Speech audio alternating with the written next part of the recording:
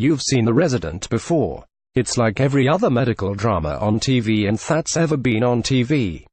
Conrad Hawkins' Matt Czuchry is the hotshot doctor with the talent to match the ego and a desire to save the world regardless of the rules. Randolph Bell Bruce Greenwood is the chief of surgery with a tremor in his hand that tends to leave his patients dead on the operating table. Nicolette Nick Nevin Emily Van Camp is the overly qualified nurse who runs the floor and has an on-and-off relationship with Conrad. None of this is new. Grey's Anatomy does this, and Chicago Med and Code Black House did it, too, but it looks different in the middle of the Me Too movement. In an early episode of the new Fox drama, a professional athlete signing autographs for children in the pediatric ward asks for Nick's phone number, then sends her an inappropriate photo. The UAL harassment is personal and, because this is still TV, it affects everyone in the hospital. The Resident isn't the first show to premiere amid the wave of UAL misconduct allegations that have shrouded Hollywood since October, nor it is the only one to focus on those issues. Even accidentally, the episode was written before the accusations against Harvey Weinstein began an industry-wide culture shift.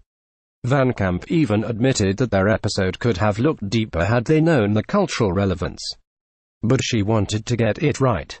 Paid content by Compare Card skipped the interest. Many doctors and nurses probably deal with this on a daily basis, and I was very particular with how I wanted to deal with it on the show, the 31-year-old Everwood alum told the Daily News. When I was talking to our writers, it was about approaching it in two ways, dealing with the actual culprit, the accuser, but also dealing with Conrad and how the men in our lives approach the situation. In the episode, Conrad jumps into the middle of the situation to save the day. But, Van Camp said, a heroic man isn't always the answer. I think women, more than ever, want to be empowered in these situations and have our own voice. We want to handle these situations on our own. Conrad just ends up creating more problems, she said. So I address it with him. You don't get to be the hero in this situation. This is my issue to tackle and you're overstepping. It's a universal issue. UAL harassment in the workplace has to be addressed. Women are taking the power back and men are understanding the position.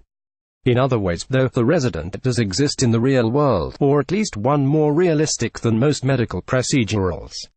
And that's by design. Taking a page from Unaccountable, Marty Makari's book on what hospitals won't tell you and how transparency can revolutionize healthcare, The Resident wants to put focus on the healthcare system, on billing practices and insurance and organ donation lists.